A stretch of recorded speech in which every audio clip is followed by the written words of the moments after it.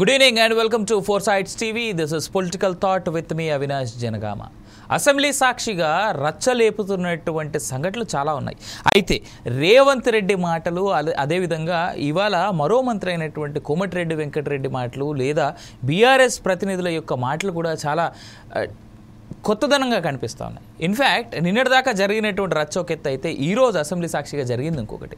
ఎందుకంటే ప్రజలకి పనికొచ్చేటువంటి విషయం ఒకటి చాలా పెద్ద ఎత్తున డిస్కషన్ జరిగింది, జరగాల్సినటువంటి అవసరం కూడా ఉంది.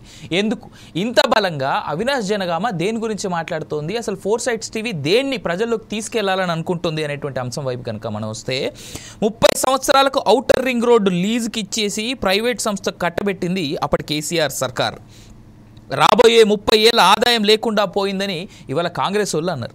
ఈ విధంగా ప్రభుత్వ రంగ సంస్థలకు ప్రైవేట్కి ఇస్తే ఎట్లా, రాబోయే కాలంలో ప్రభుత్వానికి ఆదాయం ఎలా వస్తుంది? అసెంబ్లీలో ప్రశ్నలు లేవలెత్తిన డిప్యూటీ సీఎం భట్టి విక్రమార్క ప్రజల ఆస్తులకు ప్రైవేట్ పరం చేయవద్దని సూచన అంటూ మనం విన్నాం. అయితే బీఆర్ఎస్ సర్కార్ లేదా బీఆర్ఎస్ పార్టీ అధికారంలో ఉన్నప్పుడు ఔటర్ రింగ్ రోడ్డు పైన వచ్చేటువంటి ఆస్తికి సంబంధించి మళ్ళీ అధికారంలో వాళ్ళే వస్తారు అనేటువంటిది వాళ్ళ ఉద్దేశమో ఏమో మనకు తెలియదు. కానీ 30 ఏళ్ల పాటు లీజు ఆల్రెడీ ప్రైవేట్ సంస్థలకు రాసిచ్చేసారు. ఆ 30 ఏళ్ల పాటు రావాల్సినటువంటి ఇన్కమ్ని ఆల్రెడీ బీఆర్ఎస్ పార్టీ తీసేసుకుంది అప్పుడు అధికారంలో ఉన్నప్పుడు. ఇది ప్రజలకి ఇటు జిహెచ్ఎంసీ డెవలప్మెంట్ కావచ్చు, ఔటర్ రింగ్ రోడ్ మెయింటెనెన్స్కి కావచ్చు, లేదా ఇంకోటి కావచ్చు, అలా లీజ్కి ఇచ్చేసారు కాబట్టి ఏ సంస్థ అయితే లీజుకి తీసుకుందో వాళ్ళే దాన్ని మెయింటైన్ చేస్తారు, అది వేరే విషయం. కానీ ప్రభుత్వానికి లేదా ప్రజలకి రావాల్సినటువంటి ఆస్తి లేదా రావాల్సినటువంటి డబ్బు తప్పుదారి పడుతోంది అనేటువంటిది ప్రస్తుతం ఉన్నటువంటి కాంగ్రెస్ పార్టీ యొక్క ఆలోచన. ప్రస్తుత ప్రభుత్వాలు మారుతూ ఉండొచ్చు, పక్షాలు మారుతూ ఉండొచ్చు, కానీ ప్రజలకు మంచి జరగాల్సినటువంటి చోట ప్రజలకి రావాల్సినటువంటి డబ్బు పక్కదారిలో పోతుందేమో అనేటువంటిది అందరిలో ఉన్నటువంటి ఆలోచన. రైట్గా ఇదే మన ప్రైమ్ టైం మనకున్నటువంటి పొలిటికల్ థాట్లో డిబేట్లో మెయిన్ సబ్జెక్ట్. సో దీనికి సంబంధించి మనతో మాట్లాడేందుకు కాంగ్రెస్ రాష్ట్ర అధికార ప్రతినిధిగా మద్ది శ్రీనివాస్ రెడ్డి జాయిన్ అవుతా ఉన్నారు. అట్లే మనతో పాటు స్టూడియోలో ఉన్నటువంటి గెస్ట్ ఉపేంద్ర గారు బీఆర్ఎస్ పార్టీ అధికార ప్రతినిధి, అట్లే ప్రొఫెసర్ శేష్ గారు కూడా అనలిస్ట్ జాయిన్ అవుతా ఉన్నారు. కాబట్టి good evening and welcome to the panel అండి. Good evening and welcome to political thought. Right, ముందుగా ఉపేంద్ర గారితో మొదలెడదాం. బీఆర్ఎస్ అధికార ప్రతినిధి మనతో పాటే ఉన్నారు కాబట్టి ఉపేంద్ర గారు, మీరు మాజీ బీసీ కమిషన్ బీసీ సభ్యుడిగా కూడా చేశారు కాబట్టి బీసీ కమిషన్ సభ్యుడిగా కూడా మీరు చెప్పండి, ఇవాళ కాంగ్రెస్ పార్టీ లేవనెత్తినటువంటి ఈ ఆరోపణలో వాస్తవం ఎంత? ఒక పక్క ఇన్ఫ్యాక్ట్ కేటీఆర్ కూడా అసెంబ్లీ సాక్షిగానే ఒప్పుకున్నటువంటి మాట కాబట్టి దీంట్లో ఉన్నటువంటి వాస్తవం ఎంత అనేటువంటిది మనం తెలుసుకునే కంటే ముందు ఒకసారి మన దగ్గర ఉన్నటువంటి వీడియో బైట్, ఇవాళ అసెంబ్లీలో ఉన్నటువంటి వీడియో బైట్ ఏదైతే ఉందో అది చూద్దాం, దాని తర్వాత మిగిలిన డిస్కషన్లోకి వెళ్దాం. బొంద పెట్టబోతున్నారని తెలిసి ఉన్నదల్లా తెగ నమ్ముకొని దేశం విడిచి పారిపోవాలన్న ఆలోచనతోనే ఔటర్ రింగ్ రోడ్డుని అమ్ముకున్నారు. అయితే ఈరోజు మాజీ ఆర్థిక శాఖ మంత్రి, ఎందుకంటే వారు ఆర్థిక శాఖ మంత్రిగా ఉన్నప్పుడే అది అమ్మిండ్రు, ఈరోజు వారే డిమాండ్ చేసిండ్రు ఈ ఔటర్ రింగ్ రోడ్ అమ్మకం మీద మీరు విచారణ ఇయ్యండి అని. నేను మనస్ఫూర్తిగా వారు మనస్ఫూర్తిగా విచారణకి ఏదైతే అడిగినరో వెనకాల వారు కూడా చదువు వచ్చినా రాకపోయినా వారు కూడా వారికి మద్దతు పలికినందుకు వారిద్దరి కోరిక మేరకు స్పెషల్ ఇన్వెస్టిగేటింగ్ టీంను నిర్వహించి ప్రధాన ప్రతిపక్షం కోరిక మేరకు ఔటర్ రింగ్ రోడ్డు టెండర్కు సంబంధించి ప్రైవేటు సంస్థలకు కట్టబెట్టిన విధానాల మీద ఈ సభ ద్వారా ఈ సభ్యులందరి ఆమోదంతో విచారణకు నేను ఆదేశిస్తున్నా.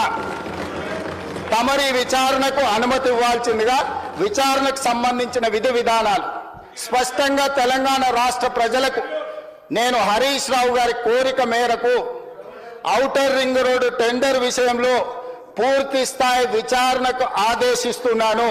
విధి విధానాలను మంత్రివర్గంలో చర్చించి మంత్రివర్గ సహచరుల సూచన మేరకు మంత్రివర్గం యొక్క తీర్మానం మేరకు ఔటర్ రింగ్ రోడ్డు టెండర్ మీద విచారణ. ఈరోజు మాజీ ఆర్థిక శాఖ మంత్రి, ఎందుకంటే వారు ఆర్థిక శాఖ మంత్రిగా ఉన్నప్పుడే అది అమ్మిండ్రు, ఈరోజు వారే డిమాండ్ చేసిండ్రు ఈ ఔటర్ రింగ్ రోడ్ అమ్మకం మీద మీరు విచారణ ఇయ్యండి అని.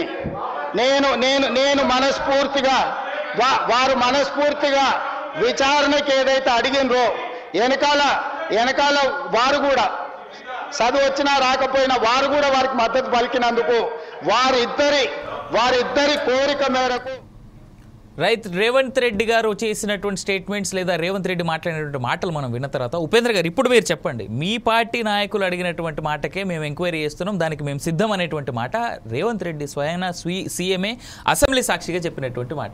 సో చాలా విషయాలు ఇన్ఫాక్ట్ బీఆర్ఎస్ పార్టీ నాయకులు చాలా విషయాలు ఎంక్వైరీలు అడుగుతూ ఉన్నారు, ఆయన ఎంక్వైరీలు వేసుకుంటా పోతూనే ఉన్నాడు, మళ్ళీ కేసులు అవుతా ఉంటే మీరే నానా హంగామా కూడా చేస్తూ ఉన్నారు అనేటువంటి మాట కాంగ్రెస్ పార్టీ వాళ్ళు చెప్తా ఉన్నారు. ఇప్పుడు చెప్పండి దీనికి మీరు ఎలా స్పందిస్తారు?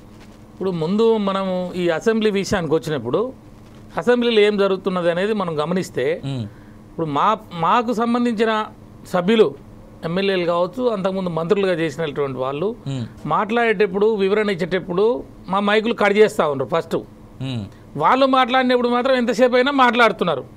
జరిగిన విషయాలు ఏంటంటే మాకు సరైనటువంటి అవకాశాలు ఇవ్వట్లే. అసలు హరీష్ రావు గారు ఏమన్నారు, ఏం సంగతి, ఏ సబ్జెక్ట్ అంతకుముందు జరిగింది, ఆ కాన్సిక్వెన్స్గా ఏం మాట్లాడింది, సబ్సిక్వెంట్గా ఏం వచ్చినాయి, ఇవన్నీ చర్చలు జరుగుతూ ఉంటాయి. ఇప్పుడు ముఖ్యమంత్రి గారు మాట్లాడినంత మాత్రాన అదే మ్యాండేటు అనేటి ఏమి ఉండదు ఆడ. కాబట్టి నేను ఏమంటున్నా, ప్రభుత్వాన్ని నడుపుతున్నప్పుడు అడ్మినిస్ట్రేషన్ గ్రౌండ్స్లో అనేక నిర్ణయాలు తీసుకుంటారు.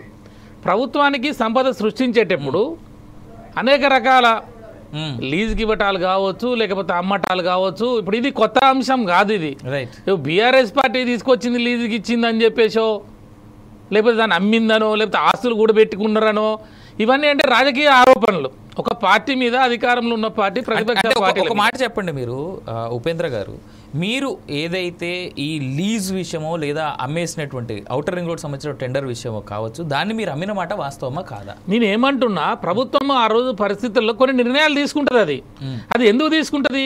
ప్రజా ప్రయోజనాల దృష్ట్యా రాష్ట్ర ప్రభుత్వ ఖజానాకు డబ్బు ఎట్లా సేకరించాలి, డబ్బును ఎట్లా ఎక్వైరీ చేయాలనేది కాన్సెప్ట్ ఉంటుంది. ఇప్పుడు ఇది కొత్తగా ఈ రోజుతో వచ్చింది కాదు కదా, గతంలో ఉమ్మడి ఆంధ్రప్రదేశ్లో కూడా జరిగినాయి కదా ఇలాంటి లీజులో లేకపోతే అమ్మటాల్లో. ఆ రోజు ప్రభుత్వము, ఆ రాష్ట్ర ప్రభుత్వం యొక్క ఆదాయాన్ని పెంచుకోవడం కొరకు అనేక నిర్ణయాలు జరుగుతాయి. తర్వాత మన గవర్నమెంట్లో జరగవచ్చు, ఇప్పుడు రేపు మీరు చేయవచ్చు. ఇప్పుడు దేశవ్యాప్తంగా ఎన్ని జరగట్లేదు లీజుకి. ఇలా భారతదేశంలో ఇలా ఉన్నటువంటి కేంద్ర ప్రభుత్వాలు ఇలా రైల్వేకి సంబంధించిన దాన్ని లీజుకి ఇచ్చినట్టు మనం చదువుతూ ఉన్నాం, మన ఎయిర్పోర్ట్లకు లీజుకి ఇచ్చినట్టు చదువుతూ ఉన్నాం, రోడ్లు లీజుకి ఇచ్చిర్రు. ఈ టోల్ గేట్స్ అన్ని ఏంటి, ఈ నేషనల్ హైవే మీద ఈ ప్రజల కాంచి డబ్బులు ఎట్లా వసూలు చేస్తూ ఉన్నారు, ఎన్ని రోజులు లీజుకి ఇచ్చిర్రు, ఎవరికి ఇచ్చిర్రు, లీజుకి ఇచ్చిర్రా, అమ్మిర్రా, ఇదంతా ఈ వ్యవస్థ ఎట్లుంటదంటే మేజర్ గా ఉన్నటువంటి ఇవి రాజకీయ ఆరోపణలు అంటున్నా నేను. రైట్. అంటే ఇక్కడ మేజర్ గా ఉన్నటువంటి అలిగేషన్ ఏంటంటే టెండర్ ప్రక్రియ అనేటువంటిది లేకుండా, టెండర్లకు పిలవకుండా ఎవరికి వాళ్ళకి దగ్గర ఉన్నటువంటి సంస్థలకే ఇచ్చుకున్నారు అనేటువంటిది మేజర్ గా ఉన్నటువంటి అలిగేషన్. ఏ పార్టీ అయినా ఏ ప్రభుత్వం అయినా చేసేటువంటి కార్యక్రమాలే ఇవి రాజకీయ ఆరోపణలు. ప్రభుత్వం మీ దగ్గర ప్రభుత్వం ఉన్నది కదా, దీనికి ముందు కూడా అనేక ఆరోపణలు చేస్తూ ఉన్నారు కదా. ఎన్నో మీరు వచ్చిన కాంచి ఆరోపణల కార్యక్రమమే, కేసుల కార్యక్రమమే అవుతున్నది. మేము అన్నిటికీ సిద్ధమని చెప్పేసి వారు అసెంబ్లీనే చెప్పినారు కదా. ఒకవేళ నువ్వు ఇలా ప్రభుత్వంలో ఉన్నావు, టెండర్ రద్దు చేస్తా అనుకుంటున్నావా, రద్దు చేయి. నువ్వు అది అమ్మినరా లేకపోతే లీజ్ అంటున్నావు కదా 30 సంవత్సరాలు, అది రద్దు చేస్తా అంటున్నావు, రద్దు చేయి. దాని తర్వాత ఇంకా సిట్ అంటున్నావు, వేసి విచారణ జరపమని చెప్పేసి అసెంబ్లీలో మన హరీష్ రావు గారే చెప్పినాడు. రైట్. ఇక దీని మీద మాట్లాడదాం. మధ్య శ్రీనివాస్ రెడ్డి గారు మీరేమంటారు? కాంగ్రెస్ పార్టీ అధికార ప్రతినిధిగా మీరు చెప్పేటువంటి స్టేట్మెంట్ ఏంది? ఉపేంద్ర గారు మాటలు విన్నాం, బీఆర్ఎస్ రాష్ట్ర అధికార ప్రతినిధి. అక్కడ ఉన్నటువంటి 4 Sides టీవీ ప్రజానికానికి, అవినాష్ గారికి, శేష్ గారికి, అదేవిధంగా ఉపేంద్ర గారికి అందరికీ గుడ్ ఈవినింగ్ అండి. ఇప్పుడు ఒకటి మీరు గమనించాలి అవినాష్ గారు, ఇక్కడ కేటీఆర్ గారు 2022 నవంబర్లో టోల్ ఆపరేటర్ ట్రాన్స్ఫర్ ఏదైతే ఉందో దానికి వాళ్ళు ఒక company IRB infrastructure developers limited అని వాళ్ళకి 30 సంవత్సరాల పాటు లీజ్కి ఇచ్చారండి. యాక్చువల్ గా ఒక 30 సంవత్సరాల పాటు లీజ్కి ఇవ్వాల్సిన అంత తొందరపాటు చర్య అయింది. అది జనరల్ గా పబ్లిక్ లో పిలవకుండా సీక్రెట్ వాళ్ళకి ఇవ్వాల్సిన అవసరం ఏంటి? అది కూడా ఎలక్షన్ ఇంకా 1 year అయితే వస్తాయనగా దాదాపు 7,380 కోట్ల రూపాయలకు వాళ్ళకి టెండర్స్ ఇయ్యారు. అంటే అడ్డికి పావు షేర్ చొప్పున వాళ్ళకి టెండర్స్ ఇవ్వడం జరిగింది. దాంట్లో ఒకటి ఇన్సైడ్ ట్రేడింగ్ జరిగిందని కూడా అనుకోవచ్చు. వాళ్ళు ఏం చేశారు, తీసుకున్న తర్వాత సింగపూర్ యొక్క పెద్ద సంస్థకి దాంట్లో మేజర్ వాటాను అమ్ముకున్నారు వాళ్ళు. మరి దీన్ని ఇంటెన్షన్ చాలా స్పష్టంగా అర్థం చేసుకోవాలి 4 Sides టీవీ ప్రజానికం కూడా. సో ఎవరెవరు జరిగింది ఇక్కడ ట్రాన్స్ఫర్, వాళ్ళకి ఎప్పుడైతే వాళ్ళకి ఇచ్చారో ఆ కంపెనీ ఏం చేసింది, కావాలని ఐఆర్బి కంపెనీ అక్కడ మేజర్ వాటాను సింగపూర్ వాళ్ళకి ఇచ్చింది. ఎట్లా ఇచ్చిందండి మరి? అంటే దీంట్లో ఇన్సైడ్ ట్రేడింగ్ జరిగిందా లేదని కూడా చాలా స్పష్టంగా అనుమానాలు ఉన్నాయి. దీనికి అందరికీ అనుమానం ఉన్నాయి, ఆ రోజు కూడా అనుమానం వచ్చింది. దీని మరి హరీష్ రావు గారు గురిగింద సామెతలాగా మళ్ళీ దొంగ అన్నట్టుగా మరి అసెంబ్లీలో దీని మీద కమిటీ వేయండి, కమిషన్ వేయండి, మాట్లాడితే కమిటీలు వేయండి, కమిషన్లు వేయండి. వాళ్ళు తీసుకుందే కమిషన్లు, మళ్ళీ వీళ్ళ కమిషన్లు కావాలి, కమిటీలు కావాలి. అందుకనే రేవంత్ రెడ్డి గారు నిన్న బాధ్యతగా ప్రభుత్వం భద్రంగా అవుతుందని చెప్పేసి దాని మీద ఒక కమిటీని సిట్ని ఏర్పాటు చేయడం కూడా జరిగింది దానికి. సో అవన్నీ విధి విధానం ఏదైతుందో అది ఎంక్వైరీ చేస్తే దాని యొక్క రూపురేఖలన్నీ కూడా బయటపడతాయి. మళ్ళీ అంటే కేటీఆర్ గారు ఏమంటారు, రద్దు చేయండి టెండర్లు అంటారు. ఆయన మరి అంత మంత్రి చేసిండు, ఒక అగ్రిమెంట్ జరిగిన తర్వాత వితౌట్ ఎంక్వైరీ డైరెక్టర్ రద్దు చేయడం అక్కడ ఉంటుందా? ఒక అగ్రిమెంట్ కదా అది. ఆ అగ్రిమెంట్ లో ఖచ్చితంగా ఎంక్వైరీ చేయాలి. ఆ నిజానిజాలు పరిశీలించిన తర్వాత అక్కడ అవినీతి జరిగినప్పుడు ఖచ్చితంగా లీగల్ గా కానీ మోరల్ గా కానీ ఎగరెస్ట్ ఉన్నప్పుడు ఖచ్చితంగా ఆ కమిటీ ఏదైతుందో ఆ కమిషన్ సిఫార్సుల మేరకు ప్రభుత్వం చర్య తీసుకుంటుంది. మరి ఎందుకు అంత తొందరగా అమ్ముకోవడం అంటే, మనం సంతలో చూస్తాం గొడ్లను కూడా తీసుకొచ్చినప్పుడు, నేను రైతు కుటుంబం నుంచి వచ్చిన కాబట్టి అక్కడ అమ్మేటప్పుడు ఏంటంటే పాలు ఎక్కువ రావడానికి వాళ్ళు ఇంజక్షన్ వేసి తీసుకొస్తారని విన్నాను నేను. సో ఇక్కడ అడ్వాన్స్ గా అమ్ముకున్నారు ఇక్కడ. మరి మీరు అవినాష్ గారు మీరు గమనించినట్లయితే లిక్కర్ టెండర్ లిక్కర్ ఏదైతే దాన్ని కూడా ముందే వేసేసిండు కేసీఆర్.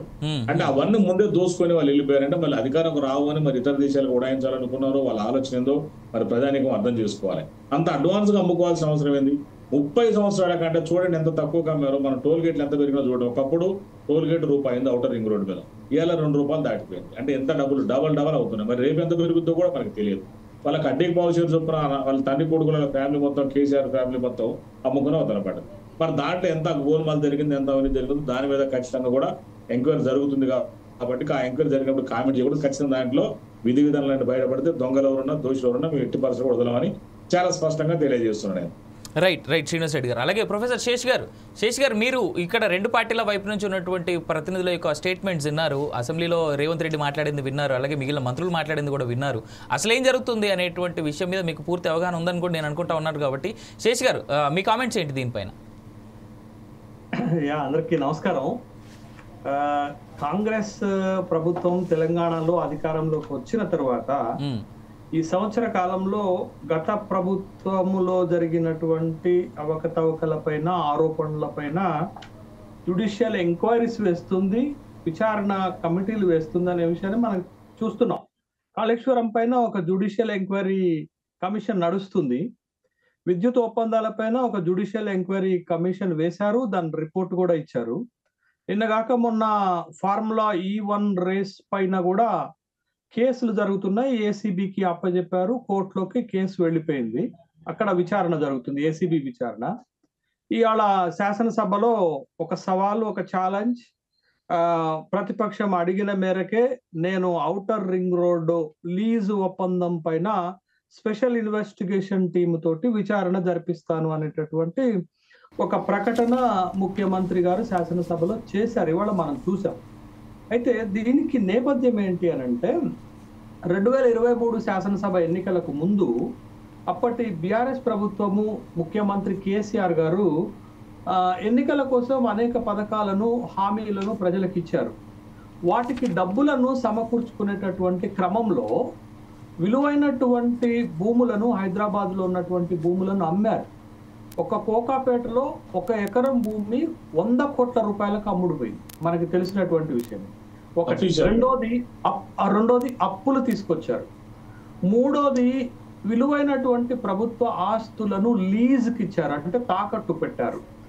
నాలుగోది లిక్కర్ ఆదాయాన్ని సమకూర్చుకోవటం కోసం ఇంకా 6 నెలలు గడువు ఉన్నప్పటికీ కూడా రాష్ట్రంలో ఉన్నటువంటి 2800 లిక్కర్ షాపులను వేలం వేసేసి డబ్బులు తీసుకున్నారు. ఇవన్నీ కూడా అప్పుడు ప్రకటించినటువంటి పథకాలకు డబ్బులు సమకూర్చుకునేటటువంటి క్రమంలో ఈ కార్యక్రమాలన్నీ చేశారు. దాంట్లో భాగంగానే ఔటర్ రింగ్ రోడ్డు అది 2008లో ప్రారంభించి 2012లో ఔటర్ రింగ్ రోడ్డుని పూర్తి చేశారు.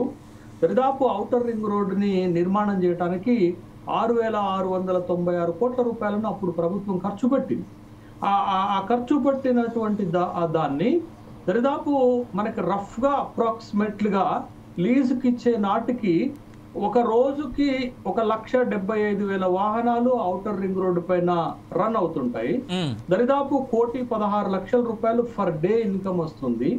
ఫర్ యానం ఇన్కమ్ వచ్చేసి 421 కోట్ల రూపాయలు వచ్చేటటువంటి ఒక రెవెన్యూ, ప్రభుత్వానికి ఒక రెవెన్యూ సోర్స్గా ఉన్నటువంటి ఒక ప్రభుత్వ ఆస్తిని డబ్బులు అవసరం ఉన్నటువంటి ఉద్దేశంతో దాన్ని ఐఆర్బి అనేటటువంటి ఒక బాంబే బేస్డ్ ఇన్ఫ్రాస్ట్రక్చర్ కంపెనీకి వీళ్ళు లీజ్కి ఇచ్చారు, 30 సంవత్సరాలు లీజ్కి ఇచ్చారు.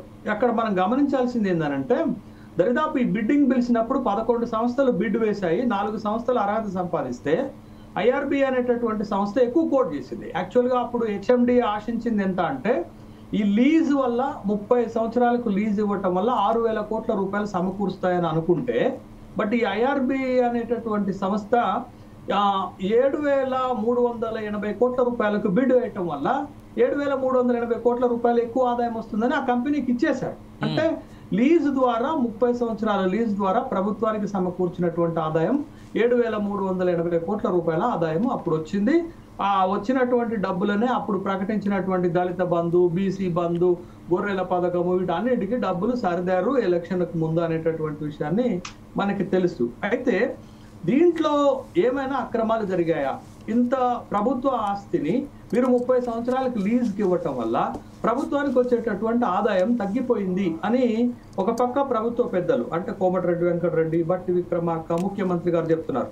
ఇటీవల ముఖ్యమంత్రి గారు తరచూ ఒక మాట చెప్పారు. ఏం చెప్పారు అంటే రెండోసారి బీఆర్ఎస్ ప్రభుత్వము రైతు రుణమాఫీ చేసింది, ఓఆర్ఆర్ ని తాకట్టు పెట్టే ఆ వచ్చినటువంటి డబ్బులతోటే 7,380 కోట్ల రూపాయలు వస్తే 11,000 కోట్ల రూపాయల రైతు రుణమాఫీ చేశారని అనేక సందర్భాలలో ప్రభుత్వాన్ని పాయింట్అవుట్ చేశారు ఇప్పుడు ఉన్నటువంటి ముఖ్యమంత్రి గారు.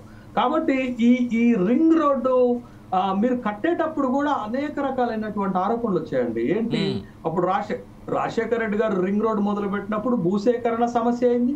తర్వాత రింగ్ రోడ్ అంటే రింగ్ ఆకారంలో ఉంటది కానీ పాము మెలికలు తిరిగినట్టు మెలికలు తిరుగుతుందా అనేటటువంటి అభ్యంతరాల నడుమ ఇంకొక పెద్ద ఆస్తిని కూడా కట్టారు. అదే కదా ఇవాళ ముఖ్యమంత్రి ఏం చెప్పారు శాసనసభలో అంటే కాంగ్రెస్ ప్రభుత్వము హైదరాబాద్ బ్రాండ్ ఇమేజ్ ని పెంచింది కాంగ్రెస్ ప్రభుత్వమే, మేము గోదావరి జలాలు తెచ్చాం, ఔటర్ రింగ్ రోడ్డుని మేమే కట్టాం, ఎయిర్పోర్ట్ శంషాబాద్ ఎయిర్పోర్ట్ ని మేమే కట్టాం, మెట్రో మేమే తెచ్చాం, ఐటీ ఇండస్ట్రీస్ ని మేమే తెచ్చాం, తర్వాత ఫార్మా ఇండస్ట్రీస్ ని మేమే తెచ్చాము, మేము ఆస్తులను క్రియేట్ చేస్తే బీఆర్ఎస్ ప్రభుత్వము ఈ విలువైనటువంటి ఆస్తులను తాకట్టు పెట్టుకుంది అనేటటువంటి విమర్శలు సహజంగా వస్తూనే ఉన్నాయి.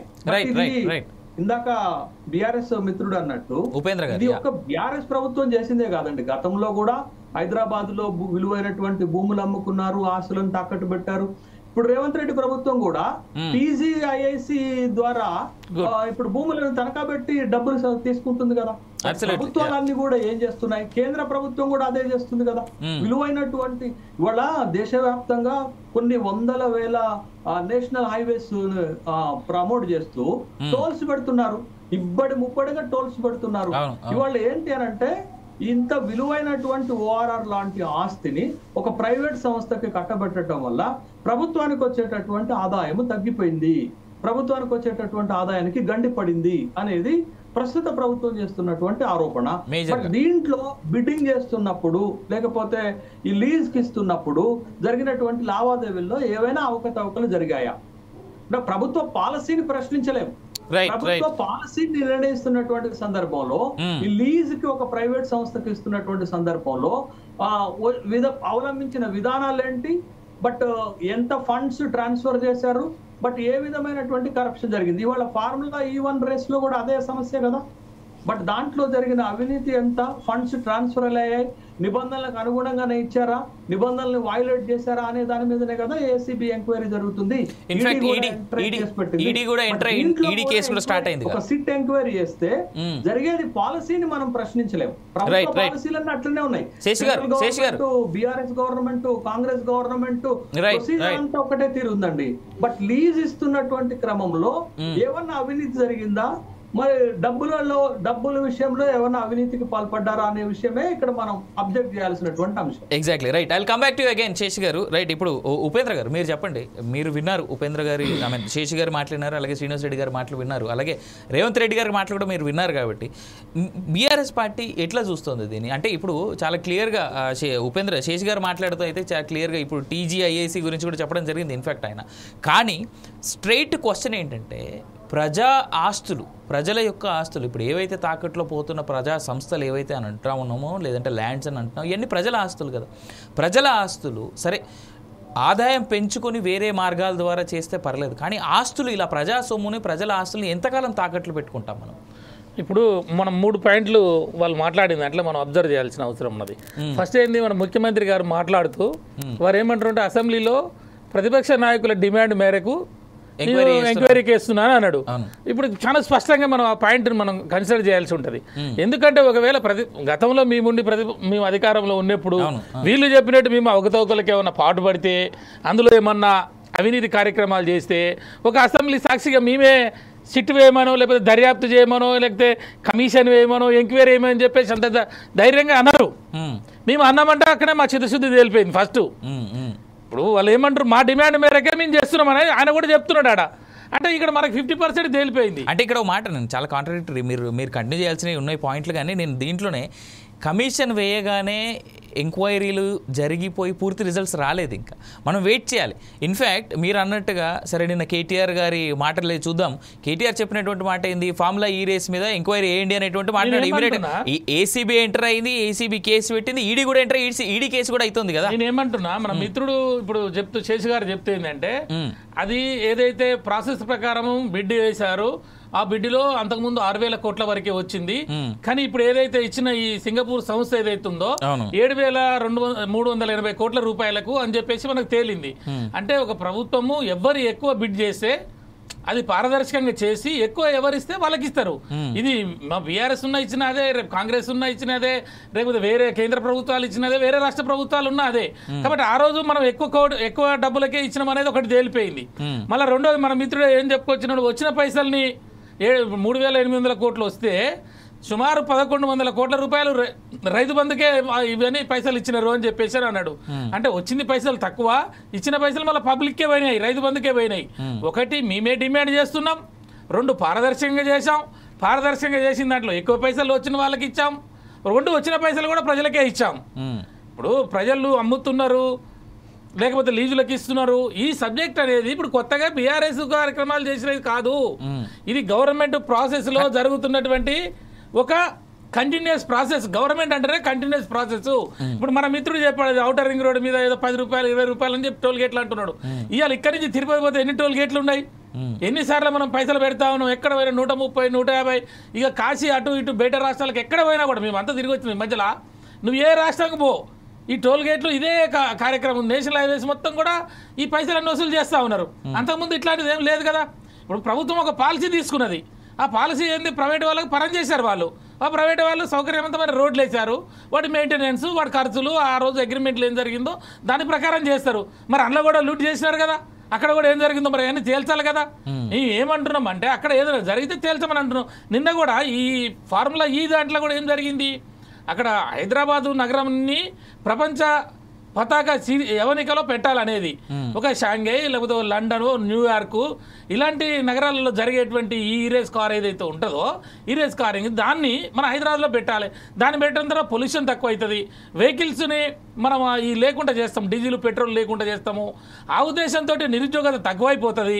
ఇవన్నీ కూడా పెట్టి మనం హైదరాబాద్ ఒక ఆర్థిక వనరులను పెంచాలి, 700 కోట్ల రూపాయల దాకా వచ్చినాయి. దాని మీద ప్రపంచంలో ఒక పేరు వస్తుందని చెప్పి వారు చదువుకున్న వ్యక్తి కాబట్టి ఆ కార్యక్రమాన్ని తీసుకున్నాడు. ఒక అగ్రిమెంట్ అయింది. అంటే చెప్తున్న అవినీతి అని వీళ్ళు ఇవే కార్యక్రమాలు చేస్తున్నారు. ఉన్నాయి లేని ఉన్నట్టు చెప్తా ఉన్నారు కదా. మరి అట్లా చాలా ఉన్నాయి, మేము చెప్పే కూడా ఈ తర్వాత మాట్లాడదాం. అక్కడ ఏం జరిగింది, ఆ రోజు ఏదైతే స్పాన్సర్డ్ చేసినటువంటి కమిటీ ఉన్నదో సంస్థ, వాళ్ళు వెనకకు పోయినారు. వాళ్ళు అనుకున్న ప్రకారం జరగలేదు, ప్రైవేట్ వాళ్ళు కదా. జరగబోయేసరికి అసలు ఈ ఫార్ములా E1 అయితే లండన్ వాళ్ళు ఉన్నారో వీళ్ళు కూడా మేము వెనకకు పోతామన్నారు.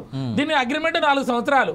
అరే మధ్యలో పోతే బాగుండదు, మన హైదరాబాద్ బ్రాండ్ ఇమేజ్ తక్కువ అవుతుంది, కాబట్టి మీరు కంటిన్యూ చేయండి, మీకు ఏమైనా కావాల్సి ఉంటే ఆ ఖర్చులో ఏదైనా ఉంటే మేము అరేంజ్ చేస్తాం, ఆ గవర్నమెంట్ GHMC వాళ్ళు నడుపుతారు అని చెప్పి చెప్పినాడు. ఆ కార్యక్రమంలో 55 కోట్ల రూపాయల చిల్లర. అంటే ఇక్కడ అది వినండి, అది మనకు ఒక అగ్రిమెంట్ ఉన్నది. వీళ్ళు చెప్పేది ఏంటంటే అగ్రిమెంట్ డేట్ అయిపోయింది, 2 అగ్రిమెంట్ ఆ విషయంలో నేను క్లారిటీ అంటే నేను చెప్తున్నా. అంటే ఇక్కడ అవకతవకలు, లంచము, లేదా దొబ్బితిన్నారు, అవినీతి అనే మాటలకి చెప్తున్నా. అక్కడ జరిగింది ఏంటనేది కంటిన్యూస్ ప్రాసెస్ లో I agree to the point. కానీ ఫార్ములా ఈ రేస్ విషయంలో ఇక్కడ నాకు తెలిసి ఇది మధ్య శ్రీనివాస్ గారు మాట్లాడాల్సింది, బట్ మీడియా ప్రతినిధిగా నేను చెప్తా ఉన్నటువంటి మాట ఏంటంటే మున్సిపల్ శాఖ చేసుకున్నటువంటి అగ్రిమెంట్కి HMDA నుంచి పైసలు పోయినాయి, అందుకు ఆయన మీద కేసు అయింది. మేబీ మున్సిపల్ శాఖ నుంచే డబ్బులు కనుక పోయినట్టు అయ్యి ఉంటే ఈ కేసు అయ్యి ఉండేది కాదేమో అనేటువంటిది నా ఉద్దేశం. సరే, కక్షపూరితంగా రాజకీయ నాయకులు అందరూ పెట్టుకునేటువంటి కేసుల విషయం గురించి మేము మాట్లాడాం, కానీ ఈ విషయం మాత్రం ఖచ్చితంగా అలా అయ్యి ఉండేది.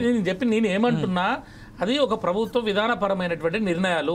మంత్రిగా ఉన్నారు కాబట్టి వీరు ఇన్స్ట్రక్షన్స్ మేరకే వాళ్ళు ఇచ్చినని చెప్తున్నారు. ఒక బ్యాంక్ నుంచి ఒక బ్యాంకు టు సంస్థకి వెళ్ళాయి డబ్బులు. అవి వేరే ప్రైవేట్ వ్యక్తులకో లేకపోతే కేసీఆర్ అన్నుల నుంచి డబ్బులు ఇంకా వెనకకి తెచ్చుకోవటమో లేదా వేరే వ్యక్తుల మీద ట్రాన్స్ఫర్ చేయటమో, అక్కడ నీకు డబ్బులు అనేది వేరే అంటే అవినీతి కుంభకోణాలంటే ఏంటి? డబ్బులు తినాలి కదా, అందులో నుంచి వేరే వాళ్ళకి వెళ్ళిపోవాలి, మళ్ళీ రావటమో ఏదో జరగాలి కదా. అక్కడ ట్రాన్స్పరెన్సీగా బ్యాంక్ టు సంస్థకి వెళ్ళేది. అది ఇక్కడ మనకి అది పూర్తి ఎంక్వైరీలో మనం తెలుసుకునేటువంటి ప్రయత్నం. ఎంక్వైరీలో అయినా ఇప్పుడు ఉన్నది డైరెక్ట్ చెప్తున్నది బ్యాంక్ నుంచి ట్రాన్స్ఫర్ అయిన సంగతి ట్రాన్స్పరెన్సీ ఉన్నది. ఇక అంతకు మించింది ఏం లేదు.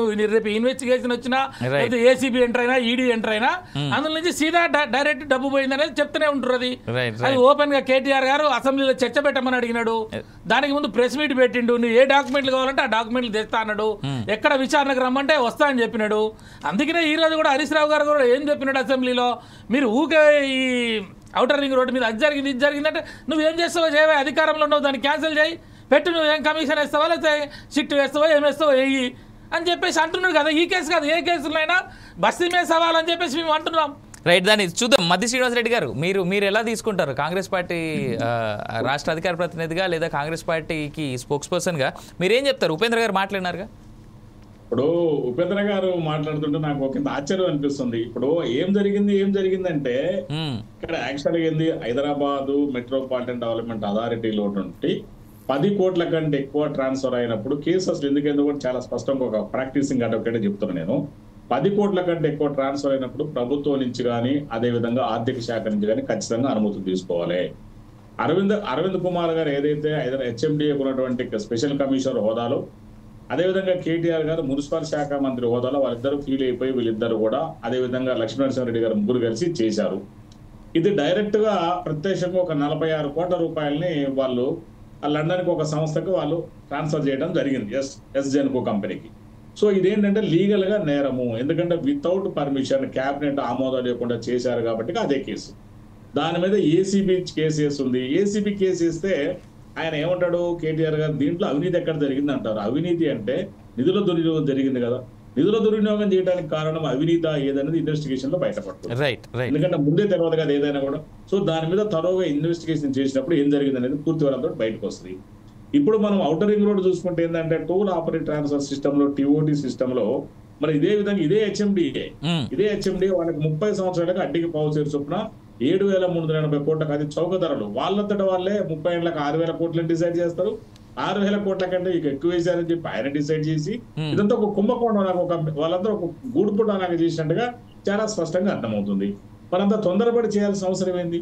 అసలు టైమే రాలేదు కదా. ఏకంగా 30 ఏళ్ళకి ఇయటం ఏంది?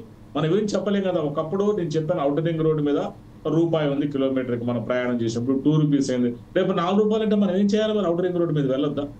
ఇది గవర్నమెంట్ పెట్టింది. ఆనాడు రాజశేఖర రెడ్డి గారి ప్రభుత్వం, మహానాయకుడు 6,500 కోట్ల రూపాయలతో భారీ ఎత్తున ఔటర్ రింగ్ రోడ్ ని డిజైన్ చేశాడు.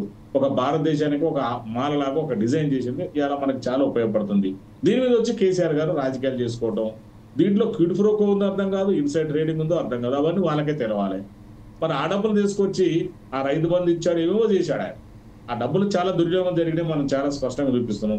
మరి దీనికి మళ్ళీ కావాలనే పైపెచ్చు హరీష్ రావు గారు కమిటీ ఏంటి, కమిషన్ లేదు, అందుకని వేసాం కదా. ఉపేంద్ర గారు మనం తొందరపడాల్సిన అవసరం లేదు. ఖచ్చితంగా కమిటీ రిపోర్ట్ తీసుకొస్తుంది. ఆ రిపోర్ట్ తీసుకొచ్చినాక అన్ని బయటకు వస్తూ ఉంటాయి. మనం లిక్కర్ కూడా అంతే చేశారు కదా. మీరు లిక్కర్ ఎంత అడ్వాన్స్ గా ముందు మీరు టెండర్లు బిల్స్ చేసి ఆ డబ్బులు కూడా దుర్వినియోగం చేసి అంత తొందరగా మన ఇష్టం కాదు కదా. తొందర ఏమంటలేదు, ఆ డబ్బులు గుంజుకున్నారు, ఈ డబ్బులు గుంజుకున్నారు. మాకు తొందరపడాల్సిన అవసరం లేదు. తెలంగాణ రాష్ట్రం కోసం కొట్లాడి తెలంగాణ రాష్ట్రాన్ని సాధించినటువంటి వ్యక్తులుగా ఈ తెలంగాణని ఏ రకంగా అభివృద్ధి చేయాలో, ఏ రకంగా అభివృద్ధి చేసినామో మాకు తెలుసు. ఏ కార్యక్రమం చేసినా తెలంగాణ ప్రజల ప్రయోజనాలు బాగుండాలి. తెలంగాణలో అన్ని వర్గాల ప్రజలు, సబ్బండ వర్గాల ప్రజలు ఆర్థికంగా అభివృద్ధి చెందాలని చెప్పేసి ఏ నిర్ణయం తీసుకున్నా ఆ రోజు మనం తీసుకోవడం జరిగింది. మీరు తప్పుడు 6 హామీలతోటి గ్యారంటీలు అని చెప్పేసి మీరు దాంట్లో డాక్యుమెంట్లు రాసి ఇవాళ ఎన్ని ఇచ్చినారన్నా? మీరు ఇవాళ మీరు 6 నెలల్లో 100 రోజులలో మీరు 6 గ్యారంటీలు చేస్తున్నారు. కేటీఆర్ గారు ఏం ఆలోచిస్తారు? ప్రతి దాంట్లో అవినీతే కదా చూస్తున్నాం కదా మనం, ప్రతి దాంట్లో మనం గమనిస్తున్నాం. ఏమన్నా నువ్వు మూసీ ప్రాజెక్టు తీసుకొచ్చినావన్నా? మూసీ ప్రాజెక్టు 1,50,000 కోట్లు అయితే అంటే అవినాష్ గారు విందాం ఒక్క మాట మనం శ్రీనివాస్ గారు మీరు కంప్లీట్ చేస్తే నేను ఇమీడియట్ గా మళ్ళీ ఉపేంద్ర గారు అడుగుతున్నటువంటి క్వశ్చన్ కూడా సమాధానం చెప్పాల్సినటువంటి బాధ్యత ఉంది. శ్రీనివాస్ గారు అడగండి చెప్తా. ఉపేంద్ర గారు అడగండి. నేనేమంటున్నా, ఇప్పుడు నువ్వు మూసీ ప్రాజెక్ట్ అని తెచ్చినావు, 1,50,000 కోట్లు అంటున్నావు, దానికి ఒక ప్రణాళిక ఉందా, డిపిఆర్ ఉందా, అసలు అందులో ఏం చేస్తావు? ఆ మూసీ సుందరీకరణ అంటే నువ్వు 1,50,000 కోట్లు అంటే నువ్వు అంటే అయిపోద్దా? నువ్వు 1,50,000 కోట్లు తీసుకోవచ్చు అన్న? నువ్వు 1,50,000 కోట్లు అంటే అయిపోద్దా? నువ్వు సపరేట్ అయింది, నువ్వు మాట్లాడుతుంది కూడా మాట్లాడుతున్నావు. ఇప్పుడు నువ్వేం చేస్తున్నావు? నువ్వు 1,50,000 కోట్లు అంటున్నావు. మూసి ఎస్జీపీలు కట్టొచ్చండి, ఎస్జీపీలు కట్టి కొండపోచమ్మ నుంచి నీళ్లు తీసుకొచ్చి మూసీలేస్తే స్టాప్ అయిపోతుంది. 20,000 కోట్ల రూపాయలు అయిపోయేదాన్ని 1,50,000 కోట్లు అంటే నువ్వు ఎంత కుంభకోణం చేస్తున్నావు అంటున్నా. నేను మూసీ గురించి మళ్ళీ ఒక రోజు మళ్ళీ చర్చ పెట్టుకున్నాను. కుంభకోణం చేస్తున్నావు. 1,50,000 కోట్లలో 20,000 కోట్లతోటి అది మూసీ సుందరీకరణ జరుగుతుంది. మా దగ్గర డిపిఆర్ ఉంది, మేము ఆల్రెడీ ప్లాన్ చేయాలో మాకు తెలుసు. నువ్వు 20,000 కోట్ల రూపాయలు అయిపోయే మూసీ ప్రాజెక్టు 1,50,000 కోట్లు అంటే అన్న మీకు దండం పెడతామన్నా. మీరు ఈ రకంగా అబద్ధాలు ప్రచారం చేస్తూ నిరంతరము ఉన్నాయి లేని తప్పుడు వాగ్దానాలు చేసి అధికారంలోకి వచ్చి ఇలా అవి చేయండి అంటే పాత గవర్నమెంట్ అది చేసింది, అందులో కుంభకోణమైంది, ఇంట్లో కుంభకోణమైంది. ఏ కుంభకోణమైంది? నువ్వు సంవత్సరం అయింది, నువ్వు ఎలా తెలిసి సంవత్సరం అయింది, నీ చేతిలో పవర్ ఉంది కదా, ఎలా జరిగిందో తీయమంటే ఈ రోజు వరకు ఏం చేయకుండా నువ్వు 1,50,000 కోట్లు మూసి తింటా అని అంటాడు. ఎట్లయితుందా? 1,50,000 కోట్లు మూసి ఏం చేస్తున్నావు నువ్వు? మూసీలో ఏం జరుగుతుంది? మూసీ వల్ల ఏం ప్రయోజనం? మూసీ వల్ల ఎంత లాభం జరుగుతుంది? మూసీ వల్ల నువ్వు ఏ ప్రాతిపదిక? శ్రీనివాస్ రెడ్డి గారిని కంప్లీట్ చేయమందాం. ఇప్పుడు మూసీకి సంబంధించి మరో మాట చర్చ పెట్టుకుందాం, ఎందుకంటే అది చాలా పెద్ద ప్రాసెస్. 6,030 కోట్ల దాంట్లో అమ్ముకున్నాడు. దేశాలు వెళ్ళిపెట్టిపోయి ఏడిపోతాం. తెలంగాణ సాధించింది మేము, తెలంగాణను డెవలప్ చేసింది మేము.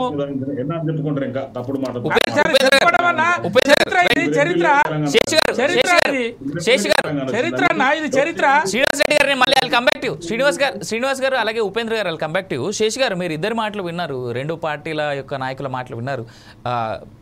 మీరు చెప్పేటువంటి మాట ఏంటండి అంటే దీంట్లో వైపు అవకతవకలు జరిగినటువంటి మాట వాళ్ళు అంటున్నారు, ఏమి జరగలేదనేటువంటి మాట వీళ్ళు అంటా ఉన్నారు. మీరేం చెప్తారు? ఇప్పుడు విచారణకు కాల్ ఫర్ చేస్తున్న సందర్భంలో మీరు అనేవన్నీ బయటకు వస్తాయి కానీ, బట్ ప్రభుత్వ పాలసీలు ఎట్లున్నాయనేది చెప్పడానికి నేను ఒక 2-3 ఉదాహరణలు చెప్తాను. ఇప్పుడు ఓఆర్ఆర్ అనేది హైదరాబాద్ కు ఒక మణిహారం. అది చాలా అది ఒక ఓఆర్ఆర్ వచ్చిన తర్వాత హైదరాబాద్ రూపురేఖలే మార్చేసింది కదా. అంత విలువైనటువంటి ఒక ప్రాజెక్ట్ ని, అంత విలువైనటువంటి ఒక ప్రభుత్వ ఆస్తిని మనం ఏకపక్షంగా ఏదో ఒక ప్రైవేట్ సంస్థకి డబ్బుల కోసం లీజ్ కియటం అంటే ఎంత ఫూలిష్ డెసిషన్ అండి. అది కూడా దేశవ్యాప్తంగా రోడ్లన్నీ ఇయ్యట్లేదు అన్న. ఇప్పుడు దేశవ్యాప్తంగా నేషనల్ హైవేస్ అన్ని మన చేతిలో గవర్నమెంట్ నడుపుతుందా? ఉపేంద్ర గారు వినాలి మరి అది కూడా ఆలోచించాలి కదా మనము. ఉపేంద్ర గారు, దేశవ్యాప్తంగా ఉన్న నేషనల్ హైవేస్ ప్రభుత్వం చేతిలో రైల్వేస్ ఉన్నాయా, ఎయిర్పోర్ట్స్ ఉన్నాయా? అసలే మాట్లాడలేదు. అన్ని చేయాలన్నా మనము. ఉపేంద్ర ఆయన శేష్ గారు ఒక మాట, కోర్టులో వాదించినట్టు మాట్లాడితే కుదరదు. శేష్ గారు ఒక మాట, కొంచెం కంట్రోల్.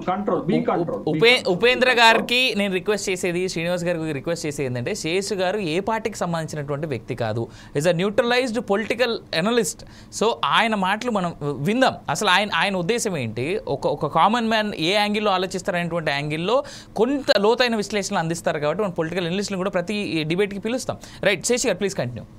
అదే, ఇప్పుడు అంత విలువైనటువంటి ఒక ఆస్తిని ఒక ప్రైవేట్ కంపెనీకి సరే ఎక్కువకో తక్కువకో లేకపోతే ప్రాఫిట్కో అన్ ప్రాఫిట్కో కట్టబెడితే భవిష్యత్తులో వచ్చేటటువంటి కాన్సిక్వెన్స్ కి, పరిణామాలకి భారం ఎవరిపై పడుతుంది? 2 నష్టాలు జరుగుతాయి. నష్టం ఒకటి ఏంటి అని అంటే, ఇట్లాంటి లీజ్ విషయాల్లో ఇట్లాంటి ప్రైవేట్ కంపెనీలకు ప్రభుత్వ ఆస్తులను లీజుకి ఇస్తే ఒకటి ప్రభుత్వానికి వచ్చేటటువంటి ఆదాయాన్ని కోల్పోతాము, రెండోది ప్రజలపైన భారం పడుతుంది. ఇప్పుడు మనం ఇచ్చినటువంటి లీజ్ ఏంటది? టీఓటీ ప్రాసెస్ లో ఇచ్చాము. అంటే అది టోల్ ఆపరేషన్ ట్రాన్స్ఫర్ సిస్టమ్ లో ఇచ్చాం.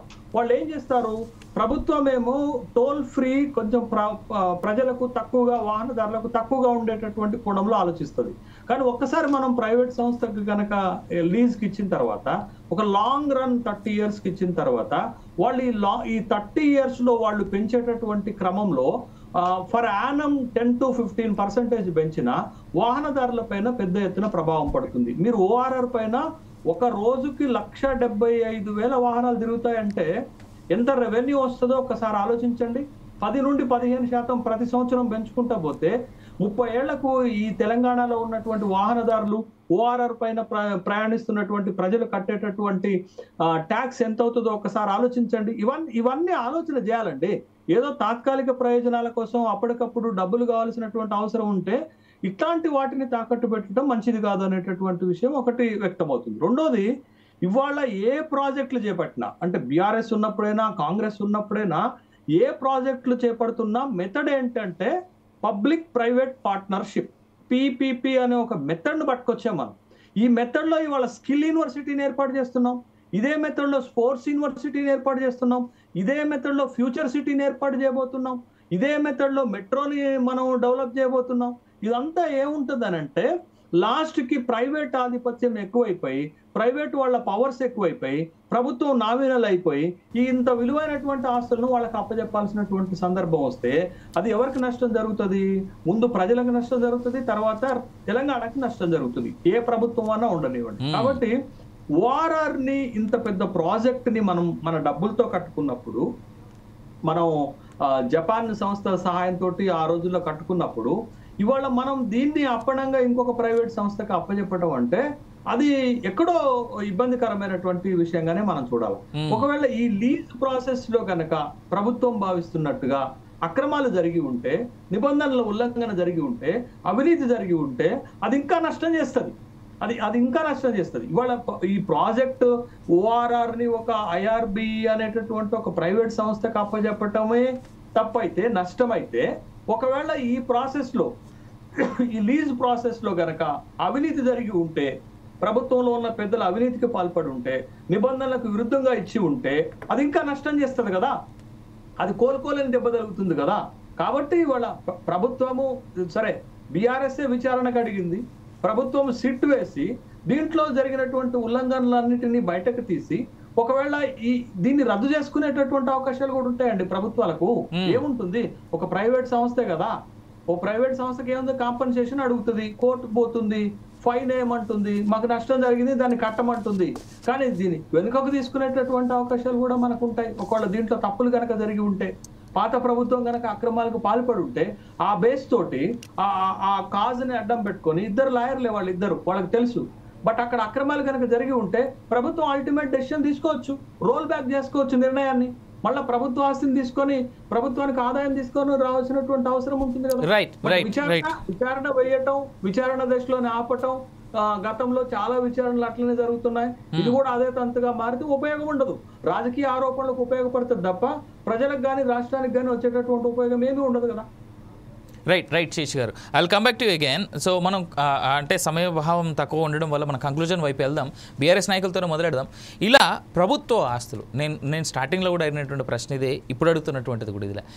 ఏ ప్రభుత్వం, అది కేంద్రాలు కావచ్చు లేదా రాష్ట్రాలు కావచ్చు, ప్రభుత్వాలు మారుతూ ఉంటాయి కానీ ప్రభుత్వ ఆస్తులు అవే ఉంటాయి.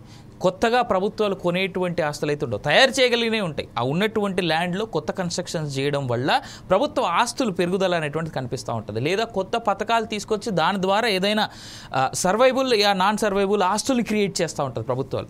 సో ఉన్నటువంటి ప్రభుత్వ ఆస్తులన్నీ, అంటే ప్రజా సొమ్మునంతా తాకట్టు పెట్టుకుంటూ పోవడం వల్ల రానున్నటువంటి రోజుల్లో ప్రజలకి ప్రభుత్వాలు ఇవ్వబోతున్నటువంటి భరోసాలు ఏంటి, ఇది ఎంతకాలం నడుస్తుంది, దీనివల్ల ప్రజలకు నష్టమా లాభమా? స్ట్రైట్గా ఈ పాయింట్స్తో కంక్లూడ్ చేస్తాను. ఏమంటున్నా అంటే అవినాష్ గారు, ఇది ఒక పెద్ద చర్చ. ఏమైతుందంటే దేశంలో, మన దేశం వ్యవసాయ ఆధారిత దేశం. అట్లా మాట్లాడితే ఇప్పుడు అనేక వృత్తులు పనిచేస్తున్నటువంటి దేశం ఇది. వృత్తుల మీద, వ్యవసాయం మీద మేజర్గా మనం బతుకుతున్నటువంటి దేశంలో ఆర్థిక సరళీకృత విధానాలను ఎంకరేజ్ చేయాలని చెప్పేసి 1992లో పివి నరసింహారావు వాళ్ళు ఒక పాలసీ తీసుకొచ్చారు. దాంతో ఏమైంది, అనేక కంపెనీలు వచ్చినాయి మనకి, అనేక కులాలు వృత్తులు కోల్పోయినాయి. ఇప్పుడు వాళ్ళు పేదవాళ్ళు ఇంకా పేదవాళ్ళుగా మారిపోతున్నారు. ఇప్పుడు వాళ్ళ బతుకులు ఏంటంటే ఇప్పుడు ఒక ప్రభుత్వం ఏంది అంటే ఒక సిస్టంలో వెళ్తున్నప్పుడు అవి జరుగుతున్నాయి, దాని మీద కుయ్యో మొర్రో అని ప్రతిపక్షాలు కూడా మొత్తుకుంటున్నాయి. అంటే ఆర్థిక వనరులు పెంపొందించాలి, ఇలా భారతదేశం వెలిగిపోతుంది, భారతదేశం డెవలప్డ్ కంట్రీ అని మనం చెప్తా ఉన్నాం. మరి ఇక్కడ వీళ్ళ పరిస్థితి ఏంటి, వృత్తిలో పోయిన పరిస్థితి ఏంటి? రెండో మాట, ఇప్పుడు సార్ చెప్పినట్టు ఇక్కడ అంత ట్రాన్స్పరెన్సీగా జరిగింది, ఇక్కడ బిడ్ వేసినారని చెప్పినాడు. తర్వాత ఒకవేళ తప్పులు జరిగితే క్యాన్సిల్ చేసుకోవచ్చని సార్ చెప్తున్నాడు. అసలు నిన్న ఈ ఫార్ములా ఈ దాంట్లో వాళ్ళు క్యాన్సిల్ చేసినారు, తప్పులు జరిగినా జరగలేదు. తర్వాత ఇప్పుడు మనం 2028 వరకు ఉంటే మనకి ఇంకా 4 ఈవెంట్లు చేయాలి మనం. కానీ ఇప్పుడు దాంతో వీళ్ళు మన ప్రభుత్వం, తెలంగాణ ప్రభుత్వం కాంగ్రెస్ గవర్నమెంట్ వచ్చిన తర్వాత దాన్ని రద్దు చేసింది కదా. రద్దు చేసినాకనే కదా ఈ పంచాయతీ అంతా జరుగుతున్నది. ఇప్పుడు దీన్ని కూడా ఒకవేళ నువ్వు జరిగినాయి అంటున్నావు, తిన్నరు అంటున్నావు, ఏదో చెప్తున్నావు నువ్వు. ఇప్పుడు దీన్ని కూడా రద్దు చేసుకోమని చెప్పినాడు కదా. మేము అసెంబ్లీ సాక్షి చెప్పి రద్దు చేసి నువ్వు చేస్తావా ఏదేస్తావా ఏమంటున్నాం కదా. మేము అక్కడ ఎక్కడ కూడా ప్రతి విషయంలో వీళ్ళు చెప్పిన అన్ని కూడా అన్ని ఆరోపణలు, దూరాలు. మీరు సంవత్సరం అయిందబ్బా మీ చేతిలో ఉన్నది మీరు చేయండి. నేను ఏమంటున్నా, ఇవన్నీ ఫైన్, ఇవన్నీ మీరు చెప్పడం, వాళ్ళు మీ మీద అలిగేషన్స్ చేయడం, మీరంతా సిట్ అయ్యమండం, ఇంకోటో ఓకే. నేను అడుగుతున్నటువంటి సూటి ప్రశ్న ఏంటంటే, ప్రభుత్వ ఆస్తుల్ని ఇలా తాకట్టు పెట్టుకుంటూ పోతే, డెవలప్మెంట్ పేరు మీద ఏదైనా కావచ్చు, ప్రభుత్వ ఆస్తులు తాకట్టు పెట్టుకుంటూ పోతే ప్రజలకి మనం రానున్నటువంటి రోజుల్లో ఏమి ఇవ్వగలం? పూర్తి ప్రైవేట్ సంస్థల్ని మాత్రమే ఇవ్వగలం తప్ప ప్రభుత్వ ఆస్తులు ఇంకెక్కడ ఉంటాయి అనేటువంటిది ప్రశ్న. దీనికి మనం తీసుకోవాల్సినటువంటి చర్యలు ఏంటి? ఇప్పుడు నేను ఏమంటున్నా, ఈ ప్రభుత్వ ఆస్తులు ఇప్పుడు ప్రభుత్వం రన్ కావాలంటే ఇప్పుడు వనరులు పెంచుకోవాలి.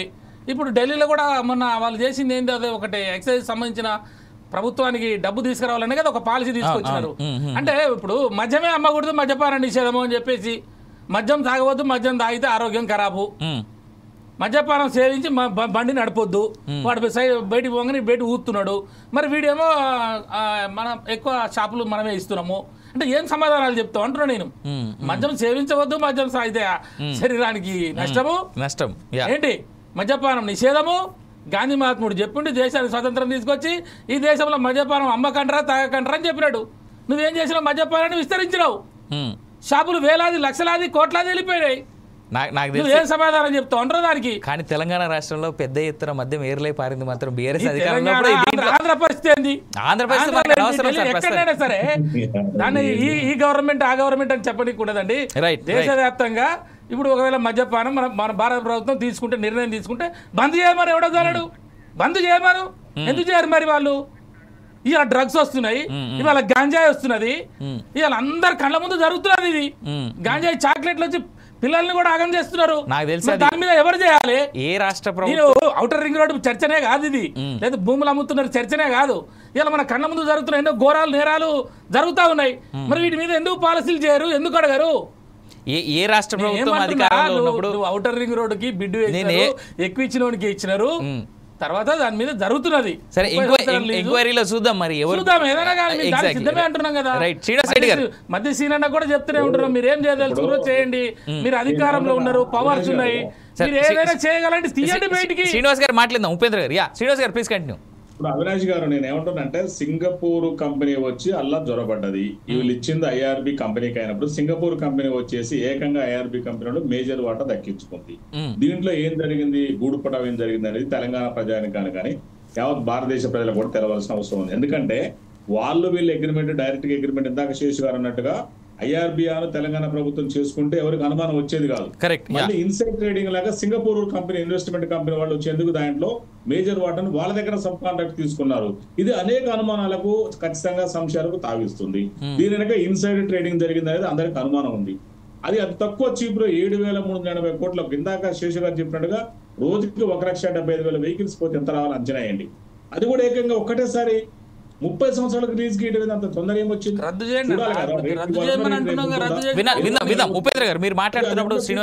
ఒక్కసారి ఇవ్వడం అనేది చాలా లాస్ కదా. ఖచ్చితంగా ఆయన ఏదో స్కీముల కోసమో స్కామ్ల కోసమో తొందరపడి చేసి తెలంగాణ డబ్బును మొత్తం వాళ్ళకి దోచిపెట్టినట్టు ఉంది. దీంట్లో వీళ్ళ వాటాలు దక్కినా కూడా అనుమానం వస్తుంది ప్రజలకు కూడా ఖచ్చితంగా దీని మీద. మరి అందుకని ఏంటంటే దీని మీద వెంబటే మీరు ఇందాక అనుకున్నట్టుగా అంత ఈజీగా పెద్దాన్ని మనం దీన్ని క్యాన్సల్ చేయలేము కదా.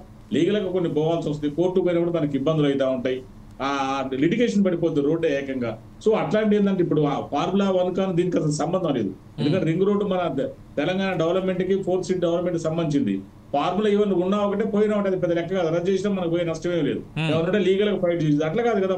ఫిజికల్ గా, ప్రాక్టికల్ గా చాలా మనకి డిఫికల్టీస్ ఉన్నాయి ఇక్కడ అవినాష్ గారు.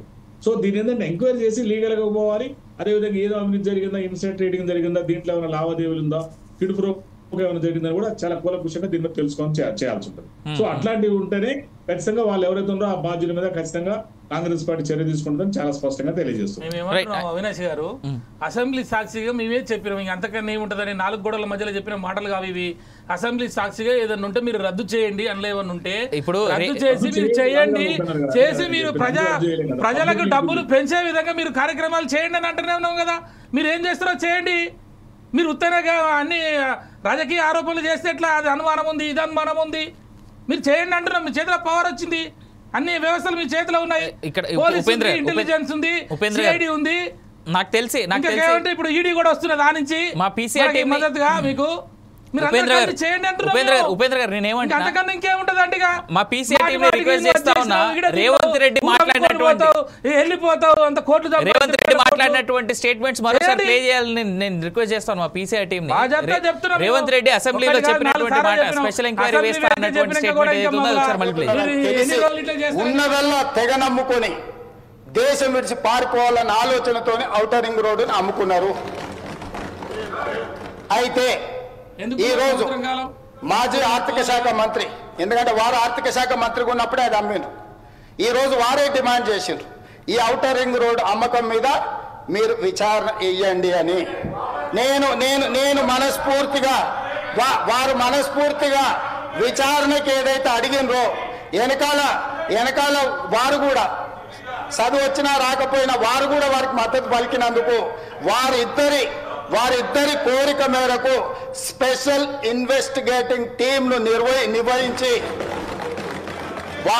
ప్రధాన ప్రతిపక్షం కోరిక మేరకు ఔటర్ రింగ్ రోడ్డు టెండర్కు సంబంధించి ప్రైవేటు సంస్థలకు కట్టబెట్టిన విధానాల మీద ఈ సభ ద్వారా ఈ సభ్యులందరి ఆమోదంతో విచారణకు నేను ఆదేశిస్తున్నా.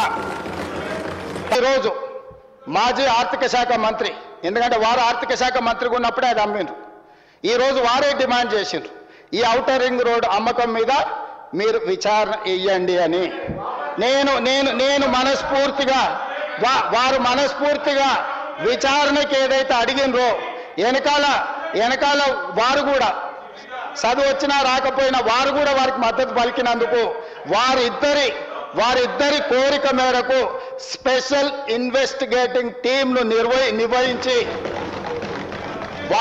ప్రధాన ప్రతిపక్షం రైట్ రెండు బైట్స్ రేవంత్ రెడ్డి చెప్పినటువంటి 2 మాటలు మనం విన్నాం. ఉపేంద్ర గారు ఇక్కడ మీరు క్లియర్గా అర్థం చేసుకోవాల్సింది ఏంటంటే, రేవంత్ రెడ్డి చాలా క్లియర్గా చెప్పిండు, బీఆర్ఎస్ వాళ్ళు రిక్వెస్ట్ చేసారు, నేను స్పెషల్ ఇన్వెస్టిగేషన్ టీం వేస్తున్నాను. రిక్వెస్ట్ చేసిన చూపిరి, మీరు అక్కడ వరకే చూపిస్తే మా మైకులు కట్ చేస్తున్నారు, మేము మాట్లాడింది రావట్లేదు, అట్లా మైకులు కట్ చేస్తున్నారు కదా, మేము ఏం మాట్లాడినా నువ్వు చూపియాడా? అది చూపించకుండా ఈయన మాట్లాడిండే, ఇప్పుడు ఆయన మాట్లాడింది కరెక్ట్, మా వాళ్ళు ఏం మాట్లాడిరు అనేది చూపించాలి కదా. అంటే హరీష్ రావు రిక్వెస్ట్ మైకులు కట్ చేసిరు, మా అమ్మాయికి అవకాశం ఇవ్వట్లేదని మా వాళ్ళు మొత్తుకుంటుంటారు లోపల. మీరేం మాట్లాడుతున్నారు గంటలు అన్ని? ముఖ్యమంత్రి గారు ఏం మాట్లాడితే అది చట్టమా? రైట్, అంటే ఆయన చెప్పింది అందరు నమ్మాలా? ఆయన ఏం చెప్పారు సార్, స్పెషల్ టీం చెప్తే అది నమ్మాలా వినాలా అంటున్నా. చూపించమంటున్నాడు టీవీలో, ఏమన్నారు ఏం సంగతో చెప్తున్నావు, నువ్వు రద్దు చేసుకుంటే రద్దు చేయి, రద్దు చేసిన తర్వాత విచారణ చేపట్టాలని అంటున్నావు.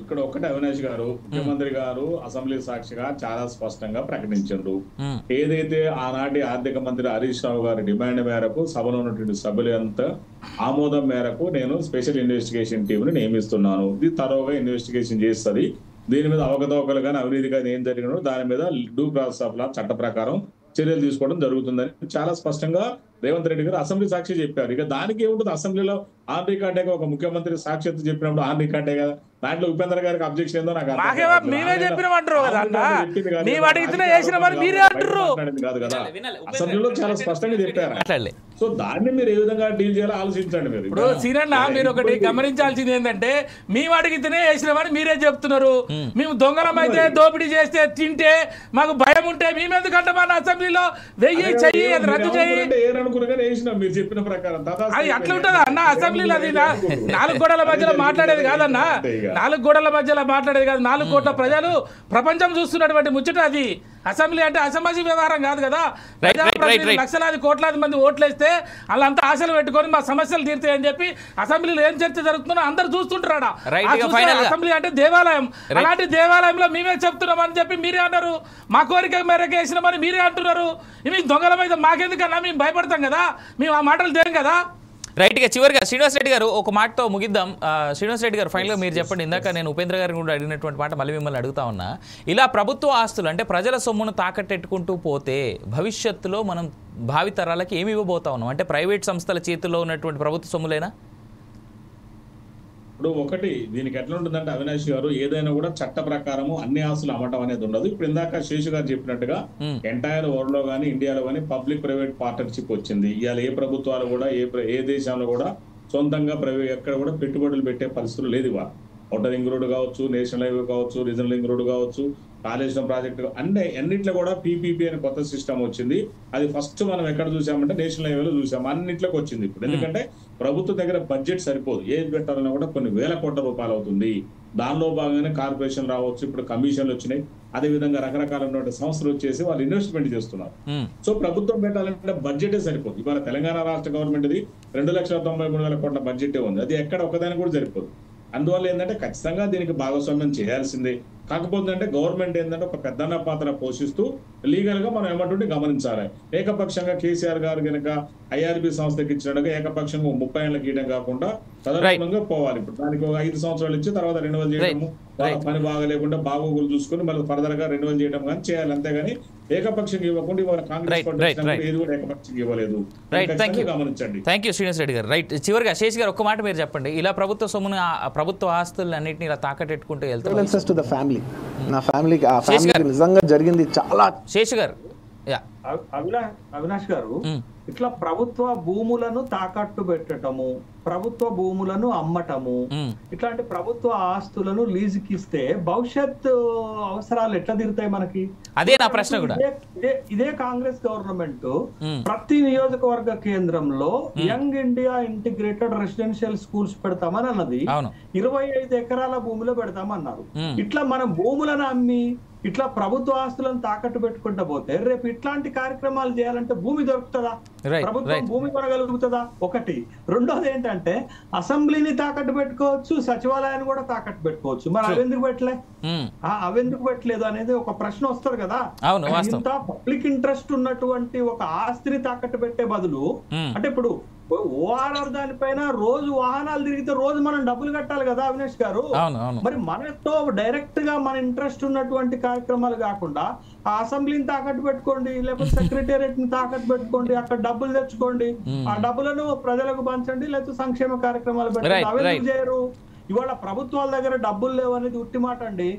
1.82 లక్షల కోట్ల రూపాయలు వచ్చాయి ఒక్క నెలకే, నవంబర్ నెలలో జిఎస్టీ రూపంలో. ఎక్కడ పోతుంది ఈ డబ్బంతా? ఈ డబ్బంతా ఖర్చు పెడుతున్నారు. జిఎస్టీ రూపంలో ప్రజల నుంచి పన్నుల రూపంలో తీసుకుంటున్నారు. ప్రభుత్వ ఆస్తులు తెగనమ్ముతున్నారు, ప్రభుత్వ ఆస్తులను తాకట్టు పెడుతున్నారు. ఇప్పుడు 1 లక్ష శేషి గారు అంటే సమయ సార్ చెప్పినట్టు సమయాభావం 1,82,000 కోట్ల ఆదాయం వచ్చింది ఇప్పుడు సార్ చెప్పినాడు. 1,40,000 కోట్లు సంవత్సరంలో అప్పు చేసినారు వీళ్ళు వచ్చినాక. లక్షల కోట్ల రూపాయలు అర్థం కాని ఉపేంద్ర గారు, కాంగ్రెస్ గవర్నమెంట్ 3 లక్షల కోట్ల రూపాయలు మరి ఏం చేసిందో ఏం సంగతి ఎవరికి అర్థం కాదు. I would like to thank all my panel members today. ఇవాళ డిబేట్ లో పాల్గొన్నటువంటి మద్రి శ్రీనివాస్ రెడ్డి గారికి, ఉపేంద్ర గారికి, అలాగే శేష్ గారికి థ్యాంక్స్.